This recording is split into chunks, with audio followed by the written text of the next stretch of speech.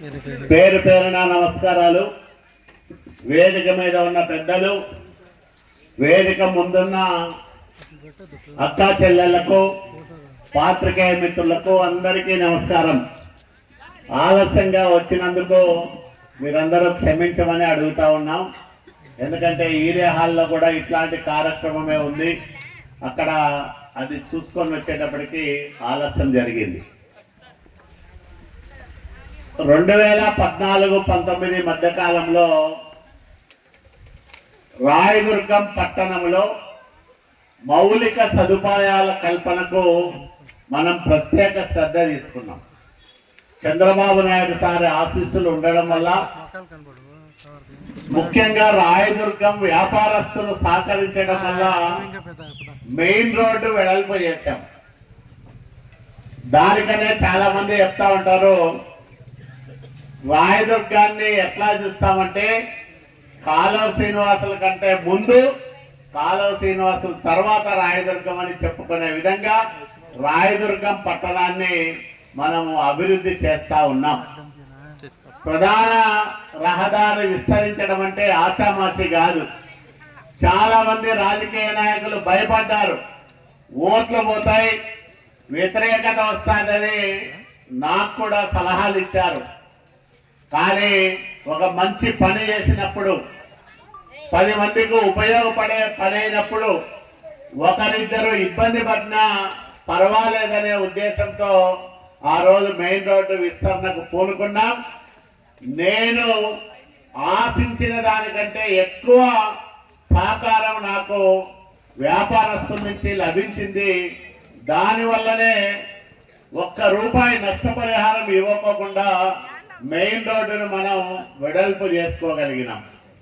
తర్వాత అనేక వార్డుల్లో డ్రైన్లు నిర్మించాం, రోడ్లు వేశాం, ఇంకా అనేక కార్యక్రమాలు చేశాం.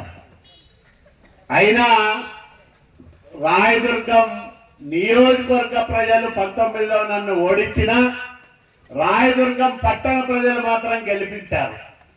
టౌన్లో నాకు మెజార్టీ వచ్చింది. నేను ఓడిపోయినప్పుడు కూడా 6300 మెజార్టీ నాకు. అంటే ఎప్పుడు మీరు మీ కుటుంబాల్లో ఒక అన్నగా, తమ్ముడిగా, మీ కుటుంబ పెద్దగా నన్ను భావించారు. కాబట్టి కష్టకాలంలో కూడా పట్టణం నా వెనకాల నిలబడింది, నన్ను ఆశీర్వదించింది, నాకు మెజార్టీ ఇచ్చింది. మళ్ళా 5 ఏళ్ళు వైసీపీ పరిపాలన చూశారు మీరందరూ. ఎక్కడ అభివృద్ధి అనేది లేదు. జగన్ ముఖ్యమంత్రి అయిన తర్వాత ఎక్కడి పనులు అక్కడ ఆగిపోయినాయి.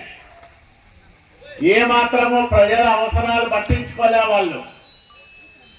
నేను ఎమ్మెల్యేగా మొదటి కౌన్సిల్ సమావేశానికి పోతే చాలా మంది కౌన్సిలర్లు, మేము ప్రజల ఓట్ల ద్వారా ఎన్నికైనాం, కానీ ఏమీ చేయలేకపోతా ఉన్నాం, మళ్ళా మీరు ఎమ్మెల్యేగా ఎన్నికైనారు, అభివృద్ధి పనులు చేయండి, మేము కూడా సహకరిస్తామని చాలా మంది వైసీపీ కౌన్సిలర్లు కూడా నాకు చెప్పడం జరిగింది.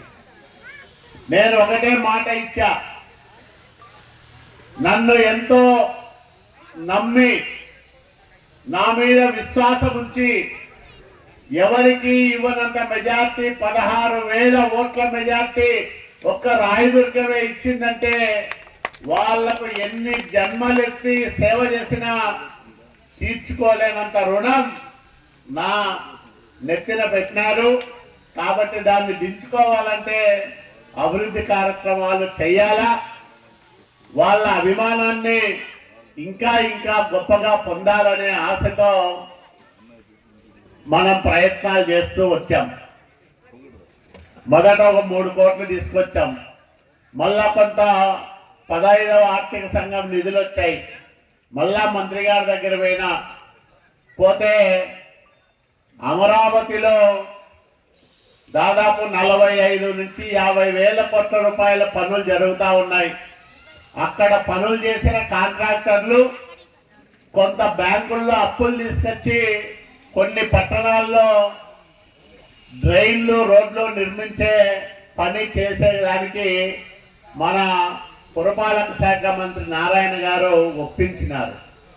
చంద్రబాబు నాయుడు గారి దగ్గరికి తీసుకెళ్లి, సార్ ఇట్లా వీళ్ళందరితో చెప్తున్నాం, మీరు గట్టిగా వీళ్ళకి చెప్పండి, పట్టణాల్లో మౌలిక వసతులు లేక ప్రజలందరూ ఇబ్బంది పడతా ఉన్నారంటే వాళ్ళు కూడా సార్ చెప్పిన తర్వాత కొంత అంగీకరించారు. అట్లా డబ్బులు అంటే అమరావతి చుట్టుపక్కలే జరగాల్సిన అభివృద్ధి పనుల్ని ఎక్కడో 100 కిలోమీటర్ల దూరంలో ఉండే రాయదుర్గాన్ని కూడా కొంచెం పెట్టమని అడిగి 23 కోట్ల రూపాయలు దాంట్లో పెట్టించుకున్నాం. ఆ 23 కోట్ల రూపాయల్లో ఒక్క ఈ నేసేపేటలోనే డ్రైన్లకు దాదాపు 3 కోట్ల రూపాయల పైన పెట్టడం జరిగింది. అదే కాకుండా ఇప్పుడు మనం 2 వార్డుల్లో అభివృద్ధి కార్యక్రమాలు చేస్తా ఉన్నాం. దానికి ప్రతిపాదనలో ఉండేటివి ఇవి కలుసుకుంటే 1,20,00,000 రూపాయలు మనం అభివృద్ధి కార్యక్రమాలు చేయబోతా ఉన్నాం.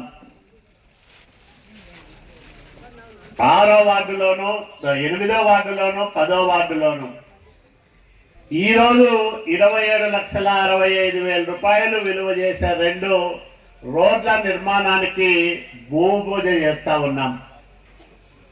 మొత్తం వివిధ పద్దుల కింద మీ ఈ 2 వార్డుల్లో చేసే కార్యక్రమాల ఖరీదు విలువ ఎంత అంటే 1,20,00,000 రూపాయలు.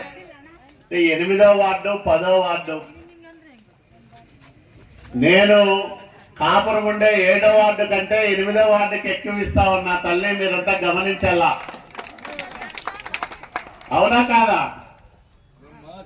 నేను కాపురం ఉన్న 7వ వార్డులో, కానీ దానికంటే ఎక్కువ మీకే ఇస్తా ఉన్నా. కాబట్టి మీరందరూ ఇంకా ఇంకా బలంగా నన్ను ఆశీర్వదించాలా. 1,20,00,000 రూపాయలు 2 వార్డులకే ఇస్తున్నామంటే ఆషామాషి విషయం కాదు. మన నాయకుడు చంద్రబాబు నాయుడు గారు 2024 జూన్లో ముఖ్యమంత్రిగా బాధ్యతలు తీసుకున్నారు. 25 జనవరి నుంచినే ఆయన ఈ స్వచ్ఛాంధ్ర స్వర్ణాంధ్ర పేరుతో ఒక గొప్ప కార్యక్రమాన్ని తీసుకున్నారు. తీసుకొని నెల ప్రతి నెల 3వ శనివారాన్ని స్వచ్ఛాంధ్ర స్వర్ణాంధ్ర పేరుతో పారిశుద్ధ్యం పైన అవగాహన కార్యక్రమాలు చేసుకుంటూ పోతా ఉన్నాం. ఒక్కొక్క నెలలో ఒక్కొక్క అంశాన్ని మనం తీసుకొని దానిపైన ప్రజల్లో చైతన్యం తెస్తా ఉన్నాం. ఇప్పుడు ఈ సంవత్సరం గడిచింది, మళ్ళా ఇప్పుడు కొత్త సంవత్సరం ప్రారంభమైంది. జనవరి 3వ శనివారం. ఇప్పుడు మళ్ళా మీరు బహిరంగ ప్రదేశాల్లో మలమూత్ర విసర్జనను మనం పూర్తిగా అరికట్టాలా, నివారించాలా. దానికి మనమందరము ఎక్కడికక్కడ కార్యోన్ముఖులై ఈ కార్యక్రమాల్లో నిమగ్నమైతే తప్ప ఇవి విజయవంతం కావు. ఇప్పుడు మా పిల్లోడే కదా, మా ఇంటి ముందరే కూర్చుంటే ఏమైతుంది అనుకోకూడదు. అట్లా అందరూ అనుకుంటే మీ వీధే ఒక పెద్ద మరుగుదొడ్డి అవుతుంది, అవునా కాదు? కాబట్టి మీ పిల్లలైనా మీరైనా ఇంట్లో పరిశుభ్రమైన మరుగుదొడ్డినే వాడాల కోసం. ఎక్కడంటే అక్కడ బయట మల విసర్జన చేస్తే అది అంతా అపరిశుభ్రమై దానివల్ల వచ్చే బ్యాక్టీరియా ఇవన్నీ, దోమలు అవన్నీ వల్ల మీ పిల్లలకు జబ్బు చేసే ప్రమాదం వస్తుంది. కాబట్టి మనమందరము శపథం తీసుకోవాలి. బహిరంగ మలమూత్ర విసర్జనకు మేమందరం కట్టుబడి ఉన్నాం.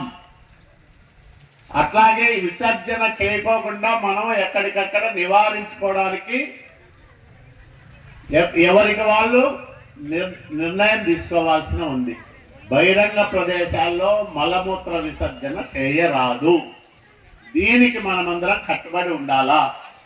దాని ప్రాధాన్యమే ఈ నెల స్వచ్ఛాంధ్ర స్వర్ణాంధ్ర. ఇప్పుడు మన రాయదుర్గం మున్సిపాలిటీ ఉంది. ఈ సంవత్సర కాలంలో ఈ స్వచ్ఛాంధ్ర స్వర్ణాంధ్ర ప్రారంభమైన తర్వాత మనం ఒక 24 వ్యక్తిగత మరుగుదొడ్లని మంజూరు చేస్తామంటే ఎక్కడ ఇళ్లలో లేవో వాళ్ళకి. ఇంకా ఎవరికైనా ఇళ్లలో స్థలం ఉండి వ్యక్తిగతమైన మరుగుదొడ్డి లేకపోతే వాళ్ళు నిర్మించుకుంటే వాళ్ళకు కూడా మంజూరు చేస్తాం. దానికి ఒక 15,000 రూపాయలు డబ్బులు ఇస్తాం. అదే కాకుండా బల్లార్ రోడ్లో ఒకటి, మన ఇప్పుడు సంత జరుగుతుంది అక్కడ ఒకటి, అట్లాగే వన్నూరు స్వామి కట్ట దగ్గర ఒకటి, ఎంపీడీఓ ఆఫీస్ దగ్గర ఒకటి సామూహిక మరుగుదొడ్లను నిర్మించాలని డబ్బులు తీసుకొచ్చాం. 41,76,000 రూపాయలు మంజూరు చేయించుకొచ్చాం. సాంకేతిక అనుమతులు ఇంకా రావాల్సిన అవసరం ఉంది. అనంతపూర్ పబ్లిక్ హెల్త్ నుంచి వస్తే వాటి నిర్మాణాన్ని కూడా చేయడం జరుగుతుంది. ఇదే కాకుండా మన లక్ష్మీ బజార్లో పెట్రోల్ బంక్ వెనకాల సులభ్ కాంప్లెక్స్ ఒకటి నిర్మించడానికి వాళ్లకు అనుమతి ఇచ్చాం. ఇవన్నీ వస్తే మీరు బయటికి బజార్లోకి పోయినా సామూహిక మరుగుదొడ్లను ఉపయోగించుకోవడానికి, లేదా బయట గ్రామాల వాళ్ళు మన ఊరికి వచ్చినప్పుడు వాళ్ళు ఎక్కడ బయట ఈ మల విసర్జన చేయకోకుండా వాటిని ఉపయోగించుకోవడానికి అవకాశం వస్తుంది. అంటే పరిశుభ్రతకు మనము ప్రథమ ప్రాధాన్యం ఇవ్వాలి. మనము నీట్గా లేకపోతే మన బంధువులు లేకపోతే మన సన్నిహితులు మన దగ్గరికి రావడానికి, మన ఇంటికి రావడానికి జగ్గుతారు. వాళ్ళ ఇంట్లో పోతే అంత దుర్వాసన వస్తుంది, వాడు ఎప్పుడు స్నానం చేసిండాడో ఇట్లా అని అనుకుంటా ఉంటారు. మన ముందర అనలేరు కానీ బయట అనుకుంటా ఉంటారు. కాబట్టి అట్లాంటి దానికి ఆస్కారం లేకుండా మన ఇంటిని శుభ్రంగా ఉంచుకోవాలా, మన పరిసరాలను పరిశుభ్రంగా ఉంచుకోవాలా. దానికి మనమందరము కట్టుబడి ఉండాలని మనవి చేస్తూ, మరి ఈరోజు ప్రతిజ్ఞ చేయాల్సిన అవసరం ఉంది. అందరూ లేచి నిలబడండి, ప్రతిజ్ఞ చేద్దాం.